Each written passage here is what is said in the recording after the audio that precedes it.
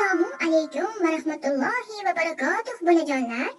Bugun sizlarga Azizaning qanday qilib tanlovga qatnasha olmagani haqida hikoya aytib beraman.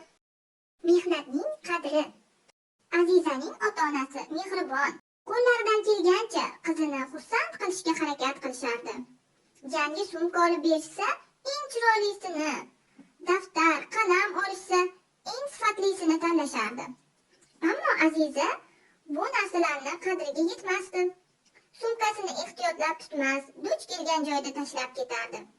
Ruchkalarni sindirib qo'yib, parta ostiga uloqtirib ketardi. Uyga kelgach esa shkaf ilgichiga ham ilmasdan xonaning bir burchagiga otib yuborardi. "Kiyimingni ildingmi?" deb so'rardi onasi. "Hozir ilaman" deb beparvo javob berardi Aziza. "Sumkang qani?" dedi onasi hayratlanib. "Avval oshxonaga kirgandim, o'sha yerda qolib ketibdi" dedi Aziza yana beparvolik bilan.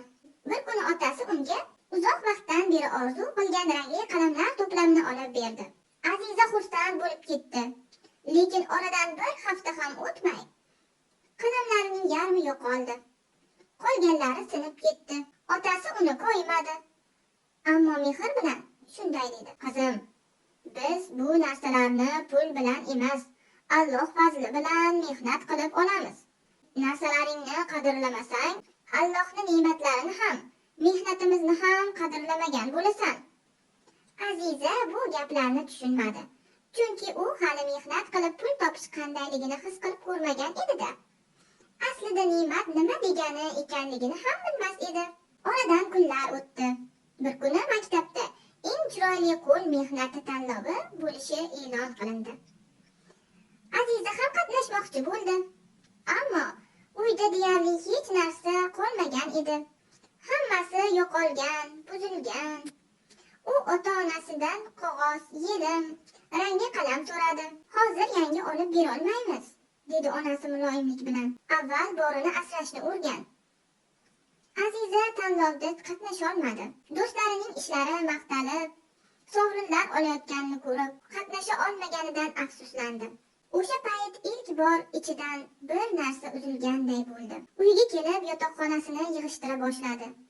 Divan ostidan singan ruchkalar, yirtilgan daftarlar, yo'qolgan soch bandlari, qalamlar chiqdi. Har biriga qarab, ota-onasining mehnati ko'z oldiga keldi. Aziza o'sha kecha yig'ladi. Ammo bu safar injiqlikdan emas, pushaymonlikdan yig'ladi.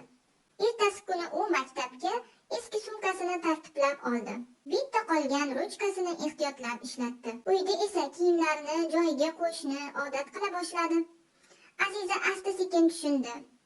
Ota-ona olib bergan narsa oddiy buyum emas. Allohning unga bergan ne'matlari, ota-onasining mehnati, duosi va mehrining shaklidir.